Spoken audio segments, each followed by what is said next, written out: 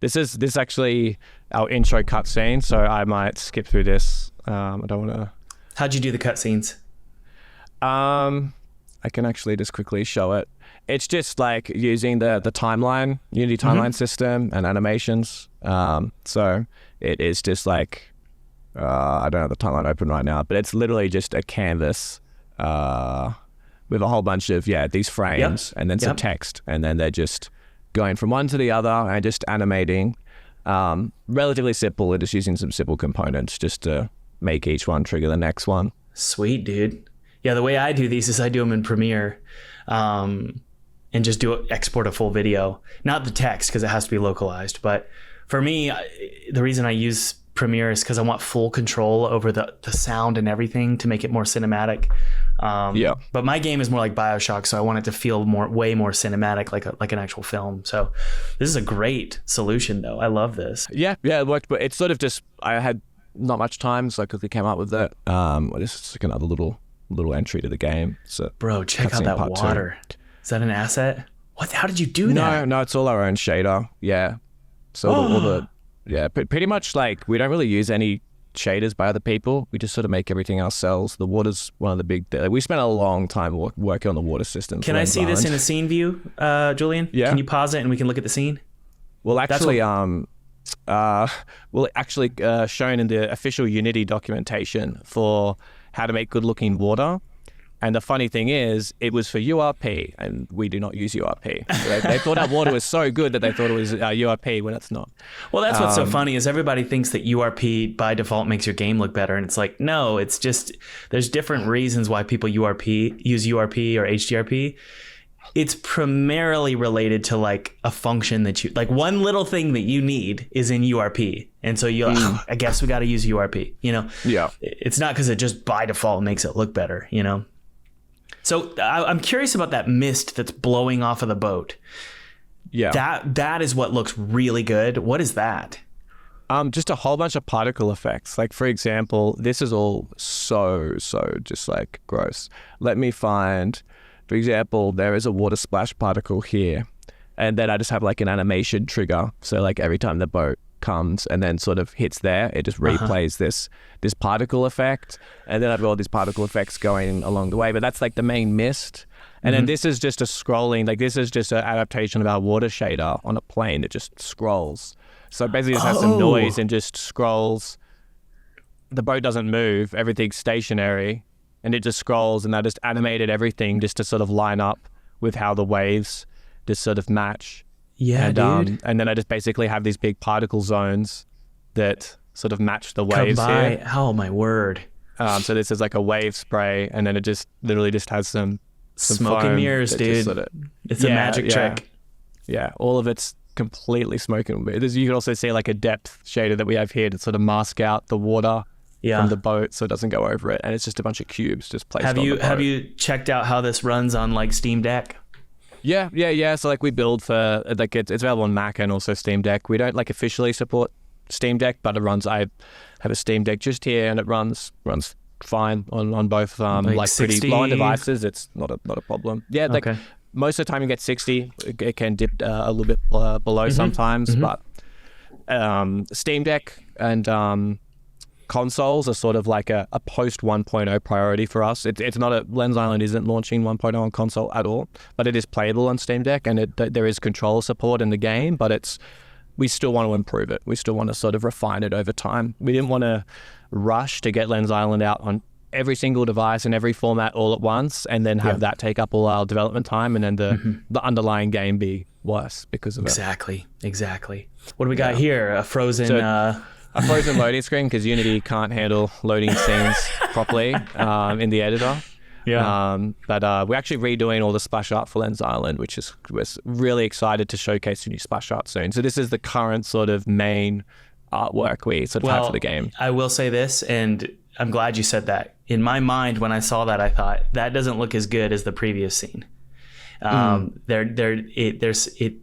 It needs a little bit of a glow up, and so I think you made the right call there.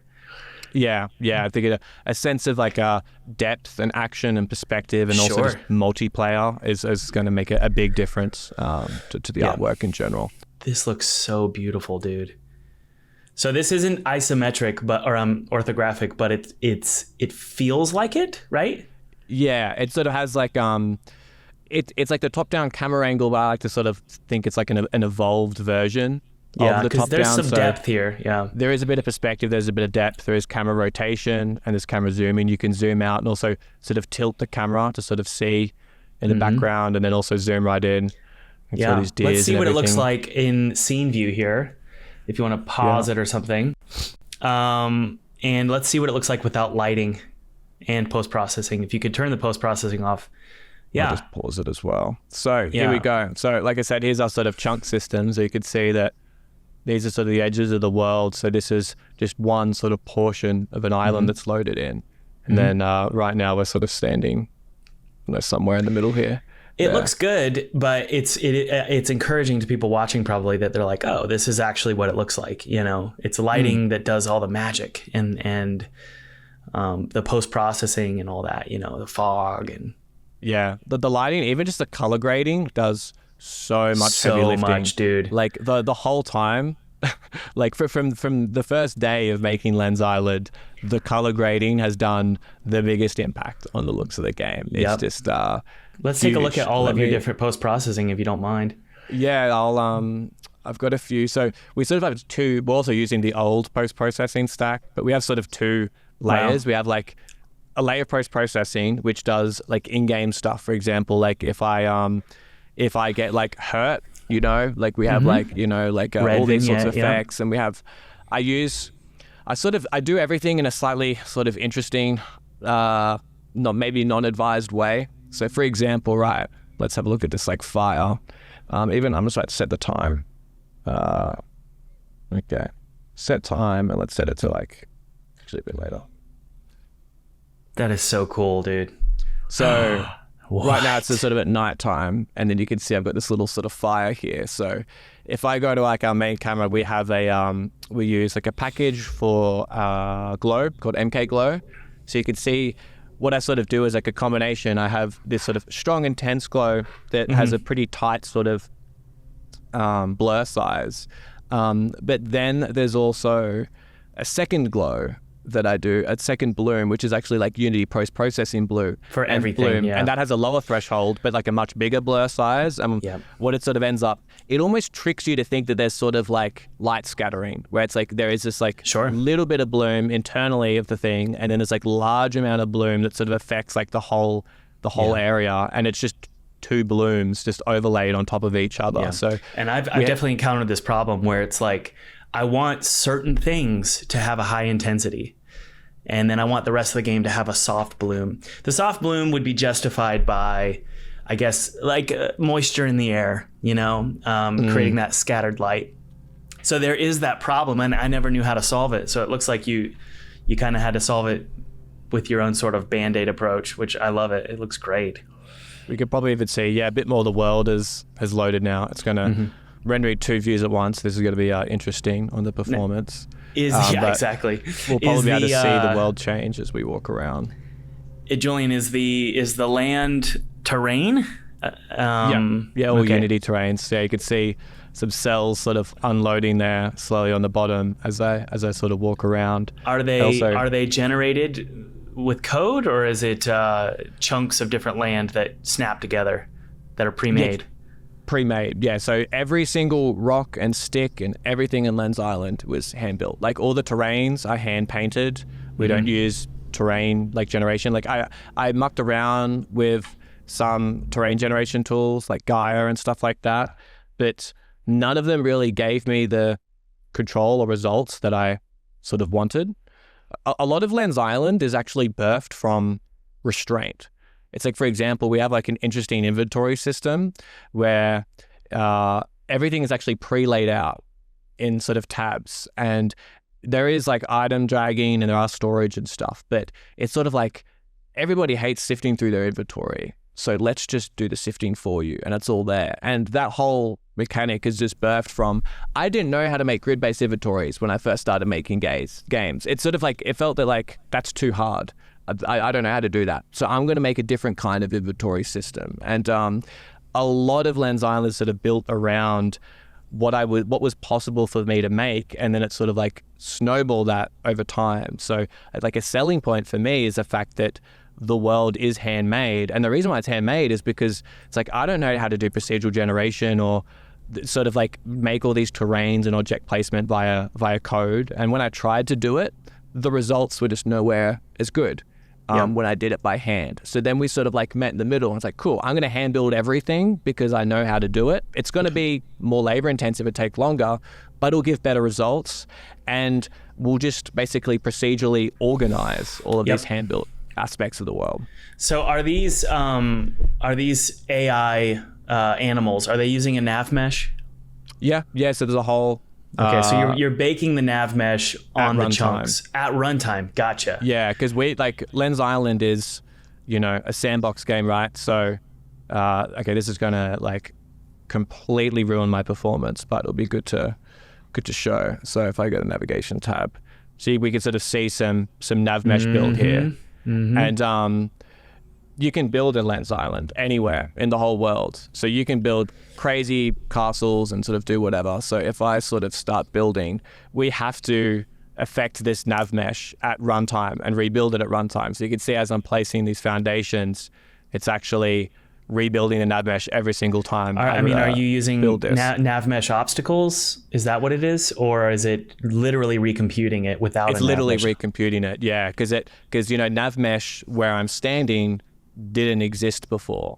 We have obstacles in like the bottoms of the foundations to make sure that things don't go below them, but above here it actually has to sort of reconstruct it. So yeah. Okay. Are you using occlusion culling at all? I can't imagine you are, because it's all real time. To an extent, we actually built our own sort of occlusion optimization system that we use in the game. So like a lot of assets sort of have this system that we sort of built. Basically our own version of like occlusion culling, also distance culling. So things basically step down the shader, enable, disable their shadows, and do all sorts of like LODs based on distance to the camera and sort of everything else. Okay, so let's talk about your weather system or your day-night cycle and all that. Can you give me a breakdown of how this works? I'll make a guess here that the directional light is not enough. Like you have to do a lot of post-processing adjustments. You have to tweak the color grading. You have to tweak the shadow colors. Is this true? Yeah, definitely. It's definitely like a unison of sort of everything. So right now I just changed the weather to rainy, and you can see it's sort of there's like this slow, it's sort of like light rain at the moment, and weather sort of slowly morphs over time. There's also like a storm. So can you show me in the scene view? Can you show me in the scene view what's happening here? So obviously a bunch of post-processing happening, a bunch of particles. There's basically like a so you can see all the cell objects of the world here. So I can close that. I'm shocked that this runs well on Steam Deck, to be completely honest with you. Yeah, there's so much going on. A lot of we've had to solve a lot of creative problems of optimization and stuff over time. But yeah, I've played through almost the whole game on the Steam Deck and hasn't really skipped a beat. Can you play through the whole game? There's a finish point. Yeah, so that's what we're bringing in 1.0. There will be a credit roll, an official final boss, final dungeon, a finish point, but it is in its core still an open world sandbox. So it's like, in order to get that endpoint, you can take 40 hours or 200 hours, like you can really play the game however you want. And there's a lot of, there are theoretically more than one endpoints. There's a lot of different satisfying completions to Lens Island that you can have if you're a farmer, if you're a builder, if you're a fighter, sort of. Lens Island is a very hard game to make as far as game design, because the whole concept of Lens Island is like, I want to play Diablo, but when I'm bored of playing Diablo, I want to play Stardew Valley. I want to play Minecraft, but when I'm bored of playing Minecraft, I want to play this other game. And it's like, how can I get all these games to be under this one roof and cohesive? And in order to do that, you have to build 4 games worth of content. You can't just have one game that has like a slither of that amount of content. You have to just farm and play a farming game, and it holds up on its own 2 feet. And then it's like, hey, I'm tired of my farming game. I'm going to do a bit of dungeon crawling and exploring and build a boat and find islands and stuff. And it's been very interesting to make it all work from a design perspective. So, and you, by the way, Julian, you tell me when you got to go. I know you're busy. That's fine. I want to see, if you don't mind, your solution for the dungeons. Yeah. We can walk into one now. It's like, okay, making an exterior terrain based game, just at its core, just from an art perspective, is really simple. The moment you go to interiors in my game, which is a first person game, everything changes. The whole way the game is produced is completely different. There's no terrain, there's no painting things. It's building things out with Pro Builder, and then set dressing. There's no painting objects into the scene. So how does your interior dungeons work? Is it the same approach as the terrain? The same approach that you just said, where it's completely different to the above world. But we also have sort of three different world types in Lensarm. There's the above world, right, which is a procedurally generated sort of chunk-based world, which is very, very big, like very big. Yeah. Then there's a cave system, which is sort of a mirror of that above world, but underground. And it's a big, sprawling, procedurally generated cave network of mining and enemies and structures and all sorts of stuff. And that's also procedurally generated, and the two layers have to like talk to each other. And then there's dungeons. So then there's like dozens and dozens of these fully fledged dungeons around the game that are these hand-built dungeons that are basically just their own individual scenes. And they're combat focused? Yeah, and there's just like, you're just straight up playing Path of Exile when you're in these dungeons, except with a bunch of Minecraft and a lot more sort of sandbox elements also mixed in. So cool. We'll open up into one of these. This is like the first tutorial dungeon right now. Okay. And I'm just gonna let us. So the underground is still an explorative world, and then a dungeon is combat focused with a maze that isn't procedurally generated. Is that what you're saying? Yes. Okay. Yeah. So the cave system and above world are like hand-built tiles using a grid system that are procedurally swapped around, and then the dungeons are just a big scene. And there's no real adherence to like a grid or chunk system or anything. And also just like the whole method of how we design the levels is completely different. Like the above, we use terrains and everything in the above world, but the dungeons, as you'll see, they're sort of like floating in this void. And we very much went with this like minimalistic approach where when you just look at the scene and you just see this sort of dungeon just floating there, you're like, that looks a bit weird. But then when you're actually playing it in a game, it doesn't feel weird. Like it just feels completely normal, and you don't even second guess the sort of the situation that you're in. So this is a sort of tutorial dungeon, so it's sort of a little bit cavey here. No terrain. Enemies roaming around. No terrain. Some stuff is like optimized away. You can see some things disappeared, but you could see it is just this simple level, and like it's just literally just like the edge of the level. Like this is black in the scene, and that's like a significant part of Lens Island. The level design is you can fall off the edge of the level, and if you fall off, you take damage and you respawn back on the level. So a lot of the combat is very movement focused in Lens Island, and that's another thing. It's like it was a restriction. It's like I don't want to make this world where it's like, okay, a restriction to level design is I have to build like these huge cave walls on the side and have all this stuff down here. It's like that's so much effort. I'm gonna have to build this whole camera fading system and all this other stuff. Let's do none of that, and instead it's a mechanic, and the mechanic is like positioning, and your movement is very important in the game because you have these small little thin levels that you can fall out of and take damage. So you can see it's just a void, and a lot of the time you're fighting enemies on the edge of this sort of this void, and there's a lot of interactive elements of the game, light torches and stuff. Oh my word, that's so cool. It looks like your textures are like all the same color, and you're using lighting to create a dynamic color scheme.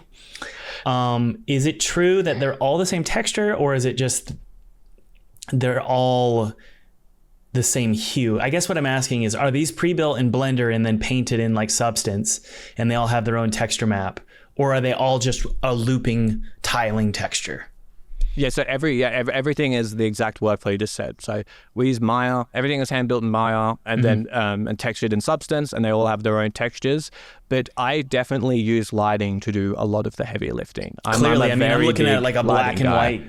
It's like a black. It looks really. I hope you don't take offense to this. It looks bad. It looks terrible. Like you look at this and you're like, okay, and then you look at that and you're like, that's not the same game, right? No, that's why having an understanding of cinematic lighting is so crucial with game development. Yeah, yeah. And the other interesting, like, I guess, optimization thing is also a lot of these. So for example, right, like this asset here, this cliff, this is one single mesh that's a cliff. And every single cliff you see in this whole level is just the same thing. It's just the same cliff. I just rotated it and scaled it and moved it around, but they're just all the same asset. And there's like a couple little variants. But to build like all of the rock structures in the whole game of Lens Island, there are dozens and dozens of dungeons. There's basically like 3 rocks. And all the ground of the levels is this one ground piece that's just rotated. And it's like I just made things in ways where it's like, for example, if I have a cliff like that that's flat and then I merge into another cliff, I get Z fighting here, right? And like we don't want that. So then all the assets have a slight little bulge like this, like it's like a dome. So I can like make all the cliffs go inside of each other and mix and match them, and all the sort of textures line up, and you just sort of never really notice. You know, I'd love to see what it looks like without ambient occlusion as a post-processing, because ambient occlusion solves a lot of the problems of objects intersecting with each other and not looking natural. We don't use ambient occlusion at all. Wow. It just none of the game uses ambient occlusion in any way. It looks so good. I'm wondering how you got away with that, honestly. Let me find I'll get into the post-processing, because I guess I didn't properly show it before, because it definitely is doing an insane amount of heavy lifting. Let me find so I think this one. Here we go. There you go. That's no post-processing and with post-processing. So you could say the colors quite drastically shift with the post-processing. What exactly is the color grade you're doing? Are you adjusting the mid and the highlights, or what? Yeah, like a whole bunch of stuff. A lot of it is like the basic sort of highlights. It's nothing crazy. A little bit of contrast, a little bit of saturation. But a lot and of you like can remove this in the options, Julian. This color grading, no. This is just sort of baked into the game because it's sort of the way that I designed the game is sort of interesting. Basically what you said before, everything looks like crap to begin with, and then I assume that's going to go through this color grading pipeline, and then it becomes what it's supposed to be. And that even happens for the UI, which is something that I'm happy with the outcome, but it's a pain. And you can see, look, like the whole UI gets the color grading part. Okay, so the UI is not necessarally consistent across the game's levels. So every single asset that I have to export, I have to export with a filter that basically I make an icon. I'm like, cool, that icon looks good. And then now I'm going to make it look like crap with a bunch of Photoshop filters, and then put it into the game, and then revert it back to sort of how it should be. And the reason why I do this is just cohesion. Like the UI and the game world has the same color theory and the same rules and the same tones applied, and it just feels cohesive across the whole game, no matter what you're doing. Green in an icon is always sort of going to match the green of grass. Well, the gold, for example, in your UI has a real shiny bloom to it. You know, it looks like just really special. And that is because of that color grading, you know?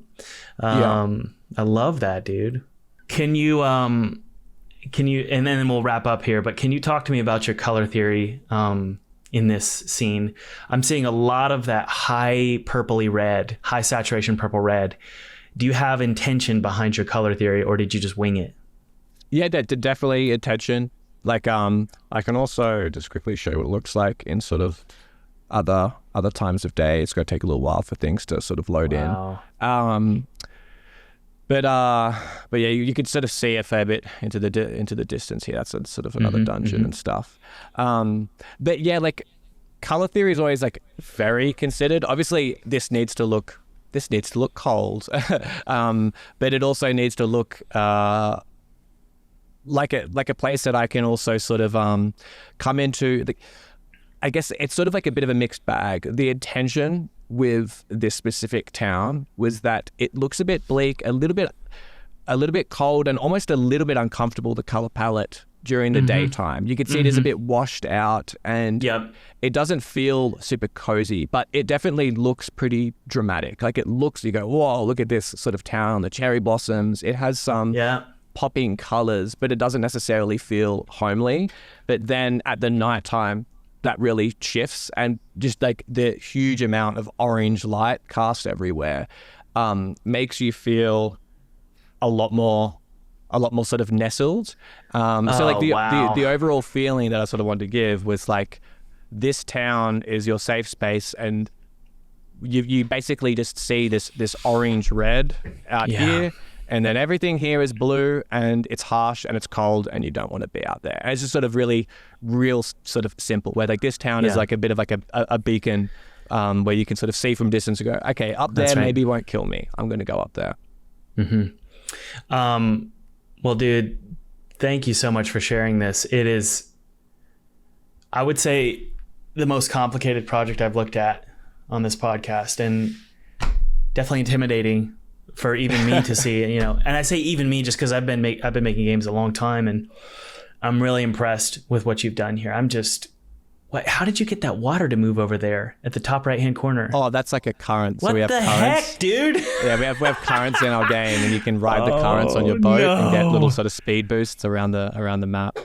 Yeah. Okay. Yeah, I'm officially jealous. I'm not jealous of the 8 years lost, but this is great, dude. Well, thanks for coming on. This is just amazing, and I really am impressed, and I know I can see here it's going to do well. It's going to do well, man. I'm feeling good about it, and I can see why you're confident in it. So yeah, like I have a lot of fun playing it, and I think I've got a pretty good opinion of what's a good game. So hopefully that opinion stays true. But yeah, like I said, the confidence can somewhat be tangible because it's already released. Like we know people really like the game. For me, it's just very much been a journey of can I just get to the end, you know, and be proud of it. For me, there's a bit of a difference between something that is good and something that I'm proud of. I think probably the difference is knowing that I gave it my all. Like I can make something good, but I could also at the same time know that I didn't give it my all, and I could have made it great. So I'm at this point where there's no doubt left in my mind anymore. I gave it my all. I think it's great, and I think other people are going to think it's great too. We'll see how it goes. 4 weeks from now, the big release. All right. Well, link is in the description to either wishlist or play. You know, most people probably watch this when it's available to play. So please, everybody, click the link in the description and support this game. It looks amazing. Anything else in the description you wanted, Julian? No, but we just released the release date trailer as well. So if you want to see a little bit more about the game, you can like see the trailer. Is that on the Steam page? Yeah, that's on the Steam page. Okay. I can't really share too much, but there may be a way you can play the game without paying for it at some point. Okay. And maybe just keep an eye on. If you want a little try of Lens Island, maybe something will come up in the future. Brilliant. All right, dude. Thank you so much. That was a lot of fun. Thanks for having me. Pleasure. Yep. Cheers.